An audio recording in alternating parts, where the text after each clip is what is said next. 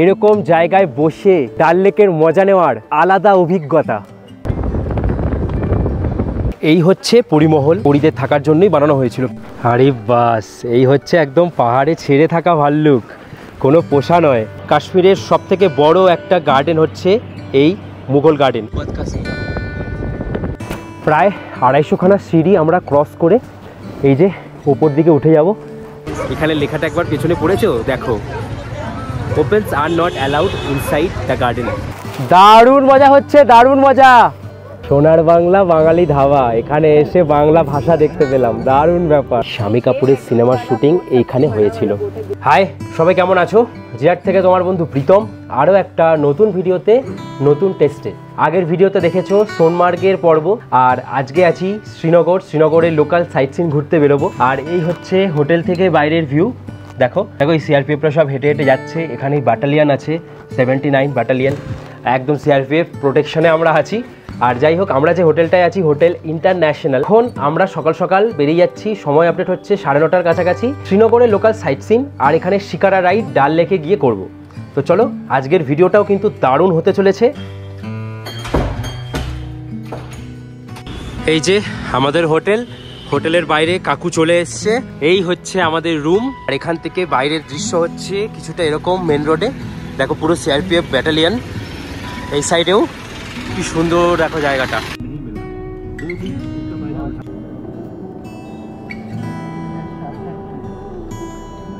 সোনার বাংলা বাঙালি ধাবা, এখানে এসে বাংলা ভাষা দেখতে পেলাম, দারুণ ব্যাপার। আর কি চাই, কাশ্মীরে বাংলা ভাষা। তো আমরা প্রথমে এলাম শিকারা রাইড নিতে। তো এই দেখো পুরো এরিয়াটা, এই যে দেখছো পুরো শিকারা রাইডের জন্য নৌকাগুলো দাঁড়িয়ে আছে। এইগুলোতে করেই আজকে আমরা এই ডাল লেকের ওপরে ঘোরাফেরা করব আর একটু মজা করব, ভিডিও রিলস সব কিছু বানাবো। অনেক আছে। হ্যাঁ বলি, क्या क्या घूम सकते हैं? हम आपको घुमाएगा golden lake, first point, Gulfam lake, Nehru garden, open lake, old city market, vegetable garden, floating land, Meena Bazaar. তো আশা করি বুঝতে পারলে এই কটা জায়গা ঘোরাবে। ওদের ভিডিও নিতে বারণ করলো তাই আর দেখালাম না। আজা, পুরো দেখো জল ফ্রিজ হয়ে আছে। ফাইনালি হচ্ছে আমরা এখন এই শিকারা রাইড নিতে চলে এসেছি। পুরো জল ফ্রিজ, বরফ। তো আমরা এখন এই গোল্ডেন লেকের মধ্যে ঢুকে পড়েছি, আর পুরো জলের উপরে লেয়ার ফ্রিজ। আর এই দেখো এগুলো হচ্ছে সবই, প্রত্যেকটাই হচ্ছে ভাসমান বোট হাউস, বা যেগুলোকে আমরা হাউস বোট বলি, যেগুলোর এক এক দিনের ভাড়া নাকি এখানে 3000-4000 টাকা। দেখো এখানে ফটো তোলা হচ্ছে, ফটো তোলার সুবিধা আছে। এখানে এই সমস্ত জিনিসপত্র কিনতে পাওয়া যাচ্ছে, মানে ব্যাপক কিন্তু ব্যাপারটা। একদম এইখানে বসে বসেই সমস্ত কিছু কেনাকাটা করে নিতে পারবে। পুরো জায়গাটাই হচ্ছে হাউস বোটে ভর্তি। দেখো এখানে পাওয়া যাচ্ছে ইয়ে ক্যা হে, ইয়ে কাশ্মীরি কাওয়া। দারুণ মজা হচ্ছে, দারুণ মজা। এই ডাল লেকে এখন আছি, ব্যাপক জায়গাটা, ব্যাপক। জাস্ট এখন আছি আমরা গোল্ডেন লেকে। দেখো বাপরে, মানে এই যে 50 বছর পুরনো নাকি এই প্রপার্টিগুলো। দিদি এই ড্রেসটা পরে ছবি তুললো, কত করে নিল? কিতনা করকে লিয়া? 100। देखो कि सुंदर। जितना ज़्यादा फोटो होगा तो और भी देना पड़ेगा ज़्यादा। तो अभी 4 लिए हैं और नहीं, बस लास्ट वन। তো এই যে ড্রেস পরে একদম ডাল লেকে এরকম ভাবে ছবি তুলছি, প্রতি ছবি 100 টাকা করে নেবে। बाइक नहीं है, हाँ बस अभी लिख दो। ওফ কি সুন্দর এখানে বসে থাকার, এই যে মনোরম পরিবেশে এরকম একটা দৃশ্য ডাল লেকে, সত্যিই অসাধারণ। লেকটার মাঝখানে মাঝখানে বিভিন্ন জায়গায় ভাগ করা আছে। তো এখন এই জায়গাটা হচ্ছে নেহেরু লেক। তারিফ করু হাম কিসকি জিসনে তুঝে বানায়া। এই হচ্ছে গুলফাম। শামী কাপুরের সিনেমার শুটিং এইখানে হয়েছিল। দারুণ একটা জায়গা, এরকম জায়গায় বসে ডাল লেকের মজা নেওয়ার আলাদা অভিজ্ঞতা। আর দুপাশে পুরো জায়গা জুড়ে হচ্ছে বিভিন্ন রকমের হাউস বোট। এই হাউস বোটে থাকার অভিজ্ঞতাও তোমাদের সাথে শেয়ার করব। আজকে এই শিকারা রাইড নিতে গেলে তোমাদেরকে কেমন কি খরচা করতে হবে সেটা এবার বলে দিই। তোমাদের এই শিকারা রাইডে খরচা পড়বে, 4 জন যদি থাকো এসে বার্গেন করবে 2000 থেকে 2500 টাকার মধ্যে হয়ে যাবে, যেখানে 8টা পয়েন্ট তোমাদেরকে ঘোরাবে। আর যদি 4টে পয়েন্ট ঘোরায় সেক্ষেত্রে 1500 টাকা, 1200-1300 টাকা তোমাদের কাছ থেকে নিয়ে থাকবে। ডিপেন্ড করছে তোমরা কিভাবে বার্গেন করছো, কারণ এটাই আমাদের কাছ থেকে 4000 টাকা চেয়েছিল, আমরা 2200 টাকায় রাজি হয়েছি। এটা ঢুকলাম আমরা ওল্ড সিটি মার্কেট। দেখো শাড়ি ঠাড়ি সব একদম ভাসমান মার্কেটের মধ্যে। সত্যি খুব অবিশ্বাস্য ব্যাপার, জীবনে প্রথমবারের মতন এই জায়গাটাকে দেখছি। সবার ভিডিওতে দেখতাম যে সত্যি ভাসমান একটা জায়গার মধ্যে এরকম একটা মার্কেট। প্রত্যেকটা ঘরগুলো, এই মার্কেটগুলো জলের ওপরেই তৈরি করা হয়েছে। সবকো কেসা মজা আ রে? দারুণ। হ্যাঁ, আর দেখো এই যে নৌকোর সাথে নৌকো ঠেকে যাচ্ছে, এগুলোই কিন্তু এখানের মজা।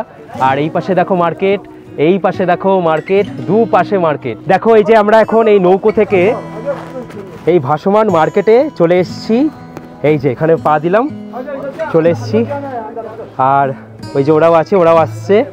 এই হচ্ছে পুরো মার্কেট এরিয়া, পুরো এই হচ্ছে পুরো ভেজিটেবল মার্কেট তোমরা দেখতে পাচ্ছ।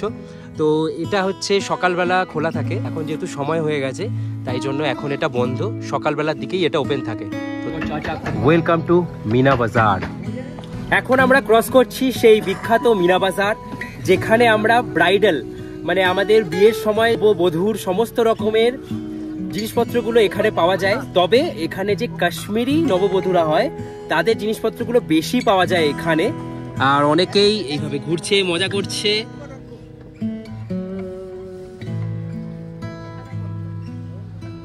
ये फ्लोटिंग लैंड है, ये पानी के ऊपर जमीन है, इसके ऊपर आप भी चल सकता है।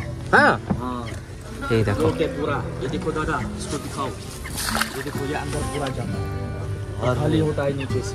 अच्छा, देखो ये जमीन के बराबर होता है। अच्छा, फिर भी लोगों ने गंदा कर दिया। এই জিনিসগুলোই খুব খারাপ লাগে। এই হচ্ছে আমাদের ভারতবর্ষের কিছু মানুষ যারা এরকম নোংরা করে, খুব বাজে লাগে। সিকিমের মতন স্ট্রিক্ট রুল হওয়া উচিত। তো এই শিকারা রাইড কিন্তু বেশ দুর্দান্ত আমরা ঘুরলাম। আর আমাদের এই শিকারা রাইড ঘোরালো বিলাল ভাই।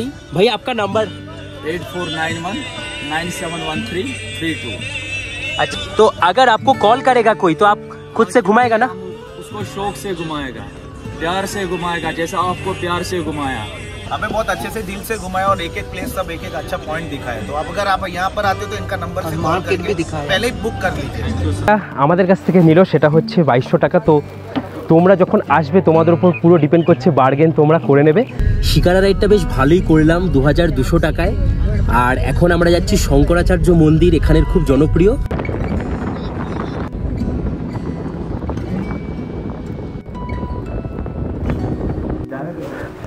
তো এই যে এসে পৌঁছালাম শ্রী শঙ্করাচার্য টেম্পল। এখন এখান থেকে আমরা উঠবো।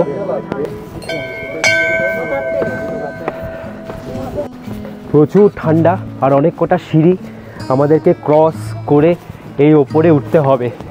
প্রায় 250খানা সিঁড়ি আমরা ক্রস করে এই যে ওপর দিকে উঠে যাব। হাউস বোট দেখো, কত হাউস বোট, আমি একটু জুম করছি, দেখো সব এখানে হাউস বোট সব। আর প্রচুর কষ্ট হয়েছে ওপরে উঠতে। এই আমরা এখন ভেতরে প্রবেশ করলাম, ভেতরে ঢুকলাম। এই হচ্ছে শঙ্করাচার্য মন্দির। দেখো একই শ্রীনগর উঁচুতে, তারপরে আবারও এর থেকেও আমরা 1000 ফিট ওপরে আছি। আর তার জন্য শ্বাসকষ্ট হচ্ছে, প্রচুর ঠান্ডা। মনে করা হয় আদিগুরু শঙ্করাচার্য নাকি এই জায়গাটায় এসেছিলেন, তাই জন্যই এই পাহাড়টার নামও হয় শঙ্করাচার্য পাহাড়। আর এই মন্দিরটার নামও তারপর থেকে হয় শঙ্করাচার্য মন্দির। আমাদের যে দেবতা শিব, তাকেই প্রতিষ্ঠা করা হয়েছে এই মন্দিরে। আর আদিগুরু শঙ্করাচার্যকে ছিল যে কেদারনাথ মন্দির বলা হয়, উনি নাকি স্থাপন করেছিলেন। অনেক খাড়া খাড়া সিঁড়ি আছে, এইটাকে টপকে আমাদের ওপরে উঠতে হবে। অনেক উঁচু, প্রত্যেকটা সিঁড়ি খুব খাড়াই। এই শঙ্করাচার্য মন্দিরের চারিপাশটা এরকম গোল করে ঘোরা যায়। আর এখান থেকে ভিউ দেখো, পুরো শ্রীনগর শহরের ভিউটা দেখা যায়, দুর্দান্ত লাগছে। আর এখানে পাহাড়গুলো আছে, এখন পুরো কুয়াশায় ঢেকে আছে, যেহেতু শীতকাল। শীতকাল মানেই সাদা সাদা। এই ভিউটা নিজের চোখে না দেখলে বোঝা যাবে না। এখান থেকে এই যে ডাল লেকের বিভিন্ন যে হাউস বোটগুলো, তার যে ভিউ সত্যিই অসাধারণ। এই যে এই জায়গাটা দেখো, এখানে হচ্ছে শঙ্করাচার্য এখানে নাকি এসেই তপস্যা করেছিলেন এই জায়গাটাতে। আরে বাস, এই হচ্ছে একদম পাহাড়ে ছেড়ে থাকা ভাল্লুক। কোনো পোষা নয়, একদম এখান থেকে ঘুরে বেড়াচ্ছে, দারুণ ব্যাপার। আসলে আমরা যে জায়গাটায় আছি এই জায়গাটা একটা ন্যাশনাল ফরেস্টও, তার মধ্যেই হচ্ছে এই মন্দিরটা, তার জন্যই আমরা ভাল্লুককে দেখতে পেলাম, এই হচ্ছে ব্যাপার।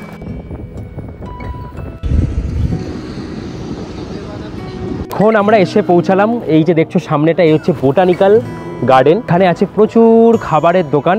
তো আমরা এখন বাজে দুপুর 2টো, তাই কিছু খেয়ে নেবো। এখানে ভেজিটেরিয়ান নন ভেজ সেকশন দুটোই আলাদা করে আছে, তো আমরা ভাবছি নন ভেজই কিছু খাবো। এই হচ্ছে বিরিয়ানি, এরকম একটা চিকেনের পিস দিয়েছে, হাফ প্লেট বিরিয়ানি নিয়েছি। রাইসের কোয়ান্টিটি অনেকটাই দিয়েছে, তবে স্বাদ অবশ্যই এখানে এসে কলকাতার স্বাদ খুঁজলে হবে না। নেহেরু মেমোরিয়াল বোটানিক্যাল গার্ডেন সাইতে, তো এখানে এখন আমরা ঢুকছি, যার টিকিট মূল্য হচ্ছে 25 টাকা করে। পাহাড়গুলো ভিজিবল হলে আরও সুন্দর লাগতো। এখন এই সময়টায় এই বোটানিক্যাল গার্ডেন আসা যায়, তবে যদি চারিদিকের পাহাড়গুলোর মাথায় বরফ থাকতো তাহলে আরও বেশি ভালো লাগতো। বেশি ভালো লাগে এটা আফটার মার্চের পর থেকে। 1987 সালে এই জায়গাটা, এই বোটানিক্যাল গার্ডেনটাকে প্রথম প্রতিষ্ঠা করা হয়েছিল। আমাদের ভারতবর্ষের যে প্রথম প্রধানমন্ত্রী ছিল, ওনার স্মরণেই এই প্রথম বোটানিক্যাল গার্ডেনটা তৈরি করা হয়েছিল। কত রকমের গাছ, ওরে বাপরে, এটা কী গাছ আমি তো জানি না, ওখানে লেখা আছে গাছের নামটা। প্রায় 15,000 ক্যাটাগরি গাছ এই বোটানিক্যাল গার্ডেনটার মধ্যে আছে। এখন এসে পৌঁছালাম, এ দেখো মুঘল গার্ডেন চশমে শাহী। টিকিট কত করে নিল? 25 টাকা। কি সুন্দর পাহাড়ের ভিউ চারিদিকে, অনেক এখানে ফটো ভিডিও রিলস বানাচ্ছে। আমরা এখন এখান থেকে ঢুকে যাব ভেতর দিকে। এই জায়গাটাকে 1632 খ্রিস্টাব্দে মুঘল সম্রাট শাহজাহান তার নির্দেশেই এই জায়গাটাকে বানানো হয়েছিল। তো চলো এইবার ঢুকি এই ভেতরটাতে। মুঘল সম্রাট শাহজাহান তার যে গভর্নর ছিল নিজের, সেই গভর্নর এই জায়গাটাকে বানিয়েছিল। খুব সুন্দর করে বানানো, দেখো জায়গাটা দারুণ লাগবে। তবে এখন যে সময়টা এসছি, এই সময়টার থেকে যখন এই জায়গাটা গ্রিনারি থাকে তখন খুব ভালো লাগে। যেমন আমরা বোটানিক্যাল গার্ডেনে গেলাম, গ্রিনারি থাকলে বেশি ভালো লাগে, ঠিক তেমনই তোমরা যখন এই জায়গাটা মার্চের পর থেকে অক্টোবর নভেম্বর পর্যন্ত, বলবো না অক্টোবর পর্যন্ত যখন আসবে, তখন এই জায়গাটা দুর্দান্ত লাগবে, একটা আলাদা পরিবেশ তৈরি করে। কাশ্মীরের একটা মহান মহিলা ছিল তখন, সাধক রূপা ভবানী, ওনার নাম থেকেই এসছে বলা যেতে পারে এই চশমে শাহী নামটা। ইনি ছিলেন কাশ্মীরের যে পণ্ডিত ছিল, সেই পণ্ডিতদের সাহেব বংশের, ওনার ডাকনাম ছিল সাহেবী। এরপর বছরের পর বছর কেটে যায়, আর এই জায়গাটার নাম চশমে সাহেবী থেকে চশমে শাহী হয়। এই চশমে শাহীর আরেকটা নাম হচ্ছে রাজকীয় বংশধর। এখানকার হচ্ছে স্প্রিং ওয়াটার, তার জন্যই হচ্ছে এই জায়গাটা বিখ্যাত।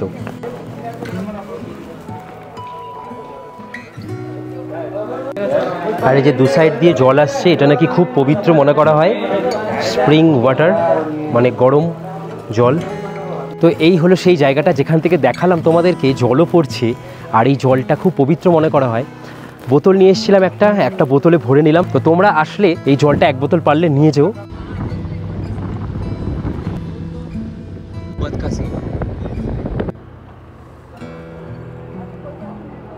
এখন এসে পৌঁছালাম আমরা পরি মহল।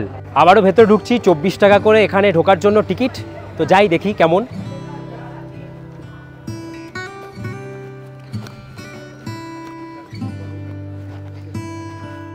এই হচ্ছে পরিমহল। বুঝতে পারছো নামের সাথে কতটা ব্যাখ্যা আছে। পরিদের থাকার জন্যই বানানো হয়েছিল। শোনা যায় যে 1640 থেকে 45 এরকম সময় পর্যন্ত হানো সম্প্রদায় যারা ছিল, যে মহিলারা ছিল, তারা নাকি এখানে এসে থাকতো। বলা হয় যে 1600 দশকে হানোর রাজকুমার যে মানো ছিল, তার বসবাস করার জন্যই এই জায়গাটাকে বানানো হয়েছিল। দেখি নিচের দিকে যাই, এইগুলোই কিন্তু দেখার মতন। ওই 1600 শতকের সময় তো এই সমস্ত মানুষরা থাকতো, হানোর রাজকুমার মানো। তো তারপরে হচ্ছে গিয়ে যখন বিভিন্ন রকমের যুদ্ধ লাগতো, তাদের লুকোনোর জায়গাও ছিল এগুলো। তো এই জায়গাটাও দেখো খুব সুন্দর, দারুণ লাগলো এই জায়গাটা। আর বিশেষ করে এই জায়গাটায় ছবি ভিডিও তুলে দারুণ মজা পেলাম। দারুণ দারুণ যাকে বলে। এখান থেকে একদম ফাঁকা, সাবধান, কেউ আসার আগে অবশ্যই দুবার ভাববে। এই হচ্ছে ব্যাপার।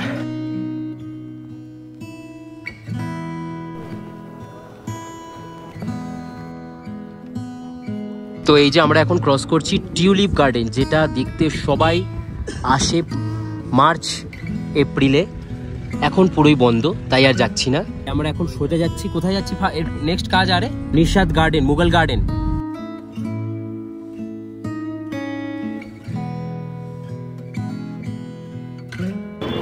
এই এসে পৌঁছালাম মোঘল গার্ডেন। কাশ্মীরের দ্বিতীয় বৃহত্তম একটা গার্ডেন হচ্ছে এই মুঘল গার্ডেন নিশাদ। তো চলো এর ভেতরে যাই, যার ভেতরে এন্ট্রি ফিস হচ্ছে এখানেও 24 টাকা করে। আমাদের পশ্চিমবঙ্গে যে কোনো জায়গায় যাই, চিড়িয়াখানায় যাই বা ইকো পার্ক যাই, যেখানেই যাই সেখানে লেখা থাকে আউটসাইডের ফুড অ্যালাউ নয়, ক্যামেরা অ্যালাউ নয়, মোবাইল অ্যালাউ নয়। এখানে লেখাটা একবার পেছনে পড়েছো দেখো, opens are not allowed inside the garden. মানে ওপেন্স নিয়ে অনেকে ঢুকে পড়ে, ওপেন্স নিয়ে। যাই হোক, তবে প্রত্যেকটা বাগানের ভিউই কিন্তু মনসুনের সময় আর যখন গ্রিনারিটা শুরু হয় মার্চ এপ্রিলের পর থেকে, তখনই কিন্তু সব থেকে বেশি ভালো লাগে। পুরোটাই দেখো ছাদ যুক্ত একটা মুঘলদের বাগান, সবই মুঘলরা বানিয়ে দিয়ে গেছিল। সব জায়গায় মুঘলদের নিদর্শন থাকবেই, আমাদের পশ্চিমবঙ্গেও আছে। বিশাল বড় গার্ডেন, বিশাল বড় গার্ডেন। তবে গ্রিনারি যখন থাকবে সত্যি দারুণ লাগবে। দেখো একবার এখানে এসে এই শীতকালীন ফুল দেখতে পেলাম, চন্দ্রমল্লিকা। আর এটা হচ্ছে ডাল লেকের পূর্ব দিকে অবস্থিত। আমরা এখন ডাল লেকের ঠিক পূর্ব দিকটায় আছি। মুঘলরা যারা তখন ছিল এখানে, তখন এই ডাল লেকের পুরো ভিউটা পাওয়ার জন্য ওরা বানিয়েছিল। এখন আর ভেতরে বেশি ঢুকলাম না, কারণ বুঝতেই পারছো যে সেরকমভাবে গ্রিনারি নেই। আর একই কাশ্মীরের দ্বিতীয় বৃহত্তম একটা বাগান বলে কথা। তো চলো এখন এখান থেকে বেরিয়ে যাই। তোমরা আসলে এই জায়গাগুলো সব এই সাইট সিনের মধ্যে ঘুরতে পারবে। আমাদের নিশাদ গার্ডেন দেখা হয়ে গেল, এখন যাচ্ছি আমরা শালিমার গার্ডেনে। আমরা এখন এসে পৌঁছালাম মুঘল গার্ডেন শালিমার। কাশ্মীরের সব থেকে বড় একটা গার্ডেন হচ্ছে এই মুঘল গার্ডেন। ঢুকতে গেলে হচ্ছে 24 টাকা টিকিট। তো এখন এসে পৌঁছালাম এই শালিমার গার্ডেনে, যেটা এখানকার সব থেকে বড় একটা গার্ডেন, অনেকটা বড় এরিয়া নিয়ে, যেটা 1619 সালে বানানো হয়েছিল। আর জাহাঙ্গীর এই বাগানটাকে বানিয়েছিল। মানে মুঘলদের এক এক পুত্র এক এক জায়গায় এক একটা বাগান বানিয়েছে এক এক সময়। এই বাগানটাকে নাকি শ্রীনগরের মুকুটও বলা হয়, মানে এত সুন্দর একটা বাগান। আর এই যে গাছের পাতাগুলো দেখতে পাচ্ছ, এই গাছটা যখন অটোমে তোমরা আসবে, দেখো পাতাগুলো দেখে চেনা যাচ্ছে শাহরুখ খানের মহব্বতে সিনেমার সেই পাতা। ওহ দারুণ দারুণ। তো এইখানে আসলে এরা মহব্বতে ফিল দেবে যখন তোমরা শরৎকালে আসবে, ঠিক দুর্গাপুজোর আগে আগে যারা আসবে সেই সময়। মানে কাশ্মীর ঘুরতে গেলে আমি যেটুকু বুঝলাম অন্তত 3 বার আসতে হবে। একটা হচ্ছে এখন, একটা হচ্ছে মার্চ এপ্রিল, আর একটা হচ্ছে ঠিক দুর্গাপুজোর আগে আগে। মানে 3 বার না আসলে কাশ্মীর ঘুরে মজা নেই। এই যে জায়গাটার আরেকটা নাম নাকি ফাড়া বক্স, বা আমাদের বাংলায় যদি বলি আনন্দময় নামেও নাকি পরিচিত। এগুলো আমার যে মনে হয় এগুলোতে এখন আর চালানো হয় না, এগুলোর পুরো জায়গাটাতেই জল থাকে। জাস্ট সিনটা ভাবো, মাঝখান দিয়ে তুমি যাচ্ছ আর দুপাশে জল, আর এখানে চারিপাশে ফোয়ারা। কি বানিয়েছিল তখনকার মুঘল সম্রাটরা। আর এইগুলো এই দেয়াল টেয়ালগুলোতে মনে হচ্ছে সোনার আগে কাজ করা ছিল, সেগুলো ইংরেজরা নিয়ে চলে গেছে। এখান থেকে ভিউটা কি অসাধারণ লাগছে, দুর্দান্ত একটা ভিউ পাচ্ছি।